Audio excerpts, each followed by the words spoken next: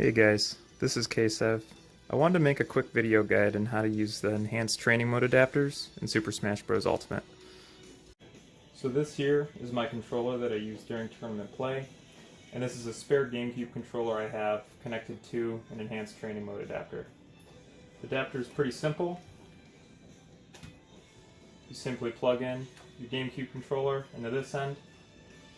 The second end just plugs into GameCube adapter on your Switch. So when you plug in the controller with the GameCube controller adapter, it'll work just like a normal controller. Now, to start, I'm going to go into training mode. Now I'm going to use my official controller, or my tournament controller, as the one that I'm going to use to control my character, as this is going to be used to control the character that I'm training against.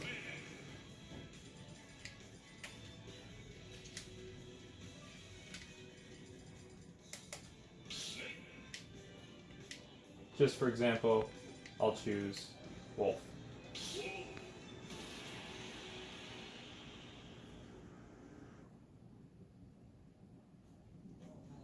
Now here, you'll want to set your CPU behavior to control. And that's what this controller is going to be used for. So I'm going to go over some of the basic modes that I use on the training mode adapter for my training. The D-pad on the training mode adapter controller is what's going to be used to cycle through your different modes. So to start, left in the D-pad is DI options. If I hit left, you'll see Wolf here kind of start to spaz out. That's because he's inputting left and right every other frame, basically doing random left-right DI as fast as possible, which can be used to practice against combos, and basically if your opponent's going to DI one way or the other. So this combo here, I have to turn around to up tilt if Wolf DI's behind me. That time was in front, that time was behind. So at any point in time, you can hit start on the training mode controller, and that's going to reset Wolf. So start basically resets the adapter, clears any modes you have set. So left on the D-pad once is random left-right DI, left on the D-pad twice is random 360 DI. So Wolf's basically inputting directions all around, that's why he's getting jumps, because he has tap jump on. I don't use this mode a whole lot. Now, hitting left on the D-pad 3 times is going to give you setting DI in whatever direction you're holding the control stick. So, for example, if I have no DI on Wolf, just like this, I can do back throw dash attack. No problem. Alright? However, what if I want to practice with Wolf DIing left? I'll hold left on the control stick, and I'll hit left on the D-pad 3 times, and Wolf is going to constantly DI to the left now. Now I'll try to do the same combo, and I'm not able to reach him before he hits the ground. He'd be able to tech that.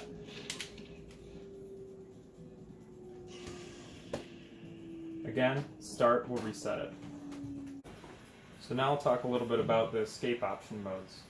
So right on the D-pad is escape options. Once is spam shield, and twice is spam jump. 3 times is spam down B. That's probably for more specific things, more specific characters. Now, for example, if I do spam air dodge or spam shield, and I try the same up throw combo, I now know when he's able to air dodge.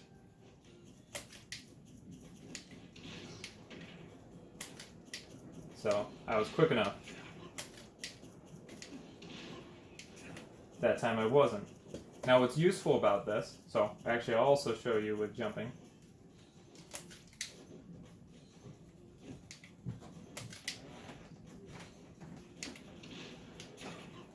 So, he was not able to jump out of that one.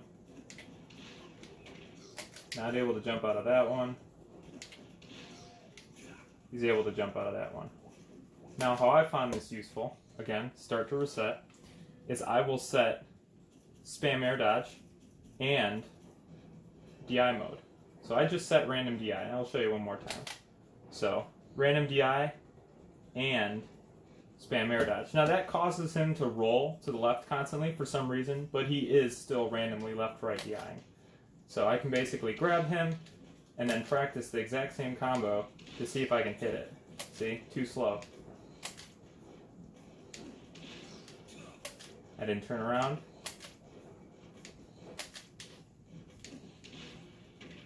Got him.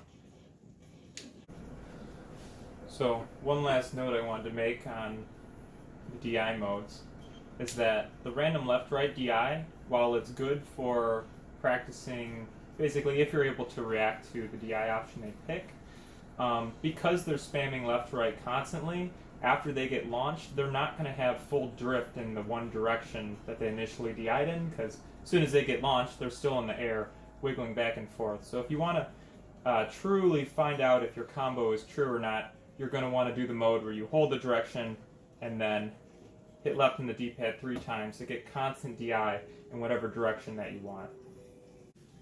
So now I want to show you guys the mode that I use the most and a few examples of it. It's called the input recording mode, or macro recording mode. Essentially, you're able to record 7 seconds of inputs for the CPU character to perform over and over again. This is done by hitting down on the D-pad and then recording your inputs and then setting the controller down and he'll play them back. So, for example, if I want Wolf to do an F-tilt and then shield, because I want to see what I can do to try to punish Wolf's F-tilt, I'd simply hit down on the D-pad, do an F-tilt, shield, do an F-tilt, shield, and I'll set this down. And Wolf will continually repeat that sequence, and then I'll see what I can do to punish it. So I can punish it with F-tilt.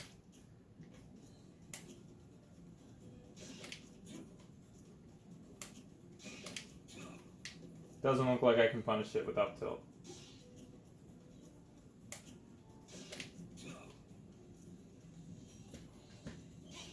Again, hitting start will reset and he'll no longer record, or no longer be playing it back. And if you want to start your recording again after you reset by hitting start, you can hit up on the D-pad and he'll start playing back his recording again. Anytime you disconnect the controller or unplug it from the box, you're going to lose any macro you have saved, so you always have to record it again. But at any point you record one, you can hit start to stop him from doing it, and then within the same session you can hit up and he'll start playing it back again. So another way I use the input recording feature is for parrying and punishing aerials. And one additional trick is, as you notice, I can hit LRA to reset training with the CPU controller. So that means I can include that LRA input as part of my recording. So if I hit down on the D-pad, LRA to reset training, and then do a Wolf Nair, I'll just do it twice, set this down, it will reset training each time because LRA was part of my recording, and it will play that over and over again, and then I can practice against it.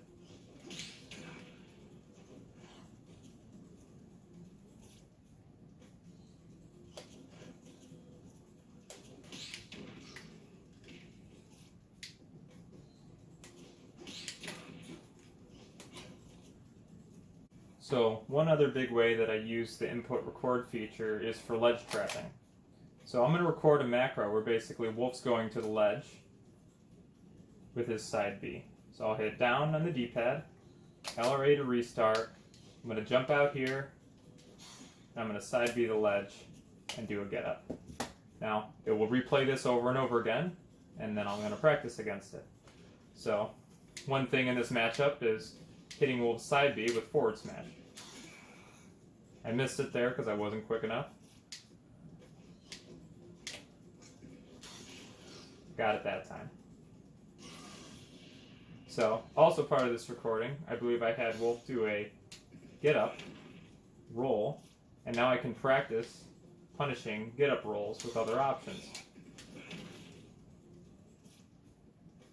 So everything I've showed so far has been in basic mode for the training adapter. Now, how do you switch over to advanced mode? Simply hold start, plug it in, and then hit a button to connect the controller, and now this is in advanced mode. Now with the training mode adapter now in advanced mode gives you a few more options, but it has to use rumble. Now the reason you can't use it as the CPU in training is because the CPU in training doesn't have any rumble on its controller.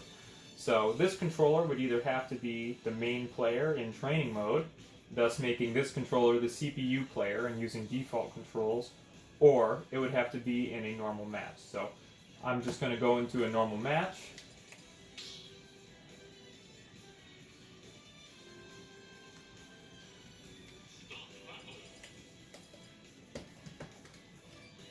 And I'm going to connect this. Again, we can just choose, let's see, we'll choose Palutena.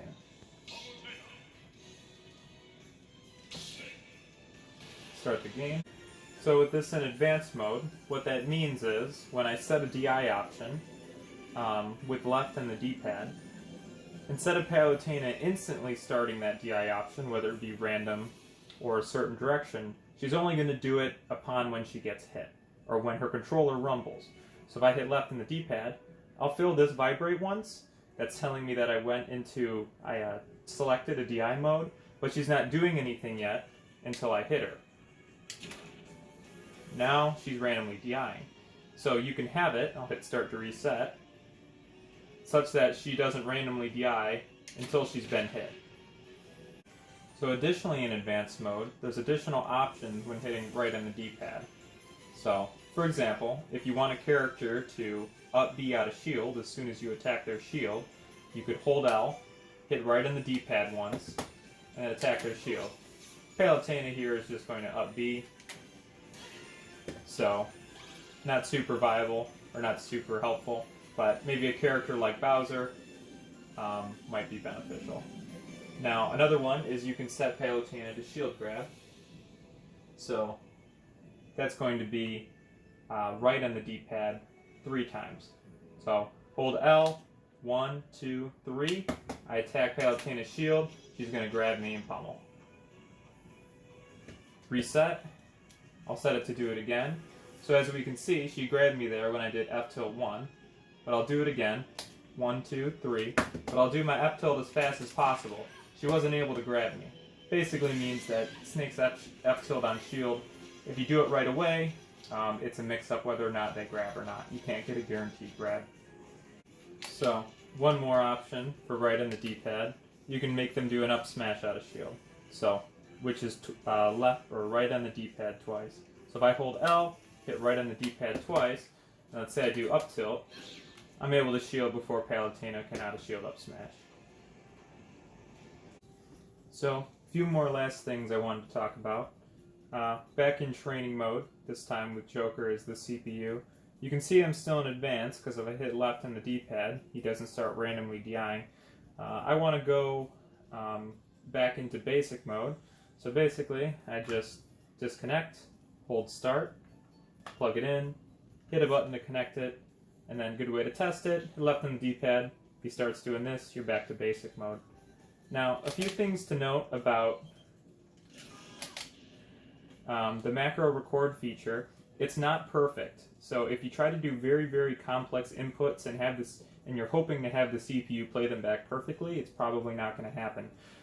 Generally, if you're able to have a looser timing on the inputs that you do, the better. If you have multiple inputs that happen successively very, very fast, it doesn't always capture them properly. You'll also know that sometimes if you input a short hop or a full hop, they'll do vice versa. Overall, macro record feature is hands down extremely useful. Just note that if you are using it, it's not perfect. Sometimes the CPU will perform things differently than how you record them, but it's not a big deal. Just try recording the macro again and then see if you can get it to be more consistent. So now I'm going to show you guys just a few more cool things that I use the training mode adapter for, specifically the macro record feature. Enjoy!